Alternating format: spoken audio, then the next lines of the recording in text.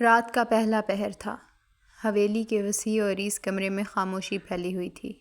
کھڑکی کے باہر چلتی سرد ہوا درختوں کی شاخوں سے الجھ رہی تھی، مگر زمل کے دل میں اٹھنے والی بے چینی اس سے کہیں زیادہ شور مچا رہی تھی۔ وہ صوفے پر بیٹھی مسلسل اپنی انگلیاں موڑ رہی تھی۔ ارحم کی کچھ دیر پہلے ہونے والی فون کال اسے بار بار ذہن میں گونج رہی تھی۔ امی، کیا آپ نے نور کے گھر رشتے کی بات کی تھی؟ اور پھر اس کا اپنا جواب، ہاں، بات تو ہوئی تھی۔ زمل نے گہرا سانس لیا۔ وہ اپنے بیٹے کی خوشی چاہتی تھی، مگر جانے کیوں آج دل میں ایک انجانا سا خوف اتر آیا تھا۔ اسی لمحے دروازہ آہستہ سے کھلا۔ زمل نے سر اٹھایا۔ بانو اندر داخل ہو رہی تھی۔ سادہ سیاہ لباس، تھکا ہوا چہرہ اور آنکھوں میں ہمیشہ کی طرح گہری اداسی۔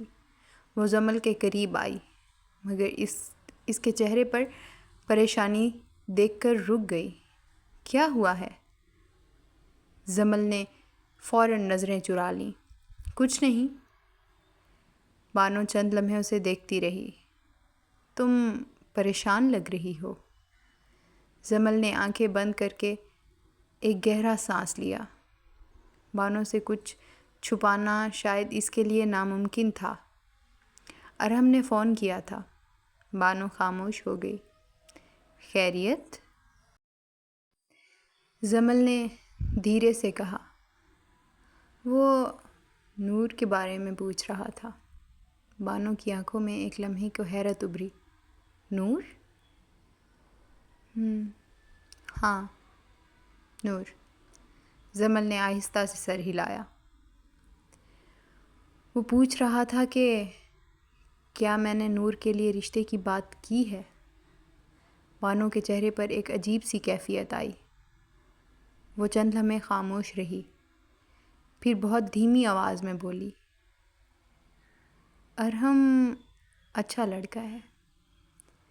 زمل خاموشی سے اسے دیکھتی رہی۔ بانو نے نظریں جھکا لیں۔ اور نور بھی۔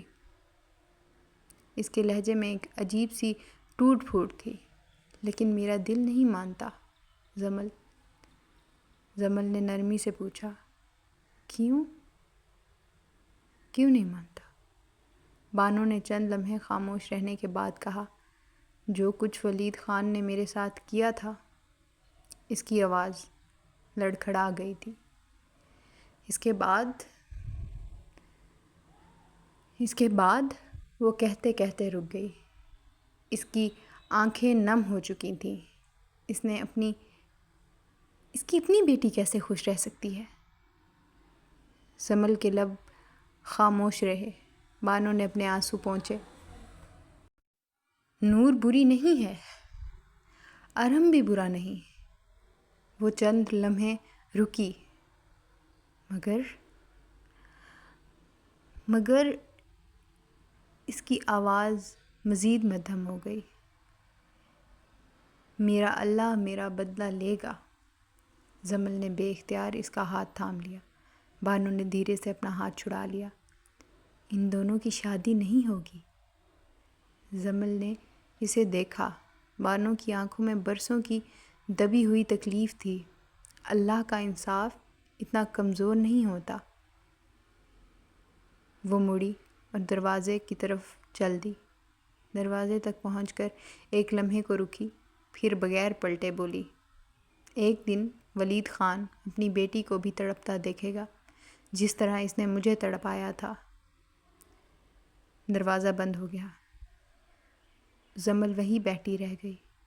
اس کے ذہن میں صرف ایک سوال تھا، کیا ارحم اور نور کی کہانی واقعی اتنی آسان تھی، یا کسی کے ماضی کا حساب ان کے مستقبل دینے والا تھا؟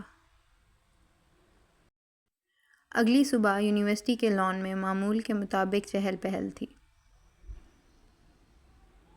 طلباء اپنے گروپس میں بیٹھے باتوں میں مصروف تھے، مگر نور ایک بینچ پر خاموش بیٹھی سامنے پھیلے سبز لان کو دیکھ رہی تھی۔ نادیہ آ کر اس کے برابر بیٹھ گئی۔ کیا ہوا نور؟ آج اتنی خاموش کیوں ہو؟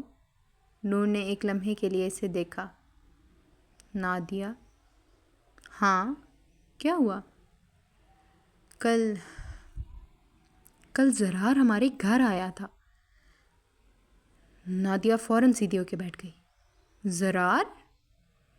ہاں، زرار احمد بلوچ۔ اکیلا آیا تھا؟ نور نے نفی میں سر ہلایا۔ نہیں،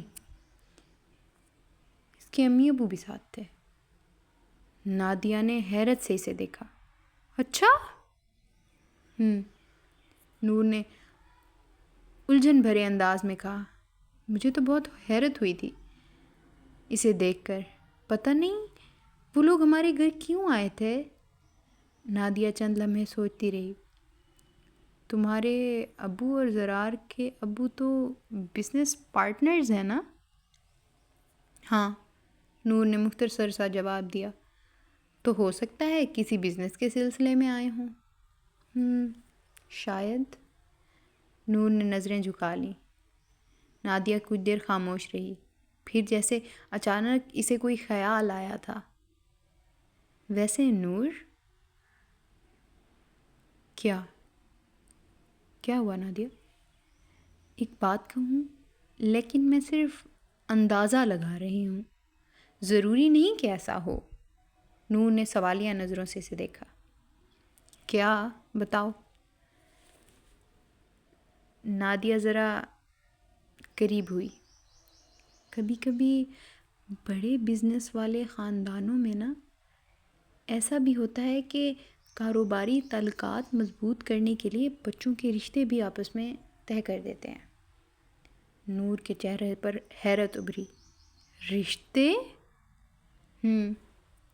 ہاں، نادیہ نے فوراً کہا۔ لیکن میں یہ نہیں کہہ رہی کہ تمہارے گھر میں بھی ایسا ہی ہوگا، بس مجھے خیال آیا تو میں نے کہہ دیا۔ نور خاموش رہی۔ نادیہ نے اس کے ہاتھ پر ہاتھ رکھا۔ ہو سکتا ہے زرار کی امی ابو کسی اور کام سے آئے ہوں۔ پھر ذرا ادراک کر کے بولی، اور یہ بھی ہو سکتا ہے کہ… نور نے بے اختیار اسے دیکھا۔ کیا؟ کہ شاید کسی نے تمہارے اور زرار کے بارے میں سوچا ہو۔ نور کی آنکھیں پھیل گئیں۔ میرے اور زرار کے بارے میں؟ میں نے کہا نا، صرف پاسبلٹی ہے۔ نادیہ نے اسے سمجھایا۔ تم اتنا مت سوچو۔ مگر نور کے لیے اب سوچنا آسان نہیں تھا۔ زرار کے اپنے والدین کے ساتھ گھر آنا، ان کے ابو کا ان سے ملنا، اور نادیہ کی ابھی کہی ہوئی بات، سب کچھ اس کے ذہن میں ایک ایک کر کے گھومنے لگا۔ اس نے بے اختیار سامنے دیکھا۔ دل میں ایک انجان سا خوف اتر آیا تھا۔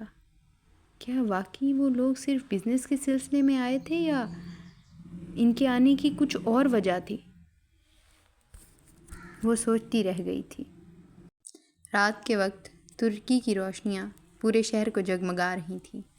شہر کی ایک بلند عمارت میں واقع خوبصورت اپارٹمنٹ کے شیشے کی کھڑکی سے باہر کا حسین منظر صاف دکھائی دے رہا تھا۔ یہ اپارٹمنٹ دو دوستوں کا تھا، ارحم اور حارث۔ دونوں کا تعلق امیر خاندانوں سے تھا۔ یونیورسٹی میں قانون کی تعلیم مکمل کرنے کے بعد اب دونوں ترکی میں اپنی لاء پریکٹس کر رہے تھے۔ ارحم اپنے کمرے میں صوفے پر خاموشی سے بیٹھا تھا۔ اس کے ہاتھ میں موبائل تھا۔ اسکرین پر نور کی تصویر کھلی ہوئی تھی۔ وہ کافی دیر سے اس تصویر کو دیکھ رہا تھا۔ اس کے ہونٹوں پر ہلکی سی مسکراہٹ آئی، مگر اگلے ہی لمحے وہ مسکراہٹ فکر میں بدل گئی۔ اس نے فون کی اسکرین بند کر دی، پھر دوبارہ آن کی۔ نور کی تصویر ایک بار پھر اس کے سامنے تھی۔ وہ بے اختیار زیر لب بولا، تمہیں اندازہ بھی ہے تمہاری وجہ سے میں کتنی عجیب سوچوں میں پڑ گیا ہوں؟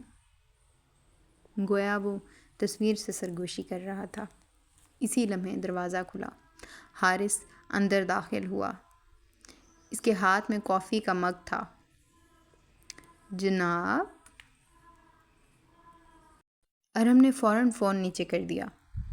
حارث نے اسے غور سے دیکھا۔ کیا ہو رہا ہے؟ کچھ نہیں، کچھ بھی نہیں۔ حارث مسکرایا۔ کچھ نہیں اور آ کر اس کے سامنے بیٹھ گیا۔ تم پچھلے 10 منٹ سے ایک ہی جگہ پہ بیٹھے ہو۔ ارہم خاموش رہا تھا۔ حارث نے اس کے چہرے کو دیکھا۔ پریشان لگ رہے ہو؟ ارہم نے ایک گہرا سانس لیا۔ ہاں، پریشان ہوں تھوڑا۔ حارث کے چہرے کی مسکراہٹ غائب ہو گئی۔ کیا ہوا ہے؟ ارہم چند لمحے خاموش رہا، پھر دھیرے سے بولا، میں امیر ہوں۔ حارث نے حیرت سے اسے دیکھا۔ یہ بات تو مجھے بھی معلوم ہے۔ ارہم ہلکا سا مسکرایا، مگر پریشانی برقرار رہی۔ بات صرف امیر ہونے کی نہیں ہے۔ وہ کھڑکی کی طرف دیکھنے لگا۔ میرے خالو، وہ بہت عجیب ذہن رکھتے ہیں۔ حارث خاموشی سے سنتا رہا۔ ارہم نے آہستہ سے کہا، ان کے لیے رشتے، تعلقات، یہ سب بھی بزنس کی طرح ہیں۔ وہ ہر چیز میں فائدہ اور نقصان دیکھتے ہیں۔ حارث نے پوچھا، تو ہوا کیا ہے؟ ارہم نے نظریں جھکا لیں۔ مجھے ڈر ہے کہ کہیں وہ نور کی زندگی کا فیصلہ بھی۔ وہ رک گیا۔ حارث نے فوراً بات پکڑ لی۔ نور؟ ارہم نے کوئی جواب نہیں دیا۔ حارث نے اسے غور سے دیکھا۔ تمہیں کس بات کا شک ہے ارہم نے فون اٹھایا۔ نور کی تصویر ایک بار پھر اسکرین پر نمودار ہوئی تھی۔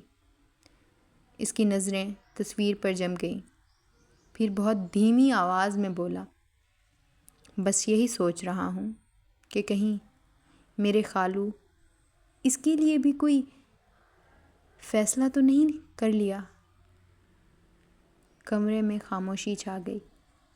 باہر ترکی کی روشنیاں جگمگا رہی تھیں، مگر ارہم کے ذہن میں صرف ایک ہی سوال تھا، کیا نور کی زندگی کا فیصلہ اس سے پوچھے بغیر کیا جا چکا ہوگا؟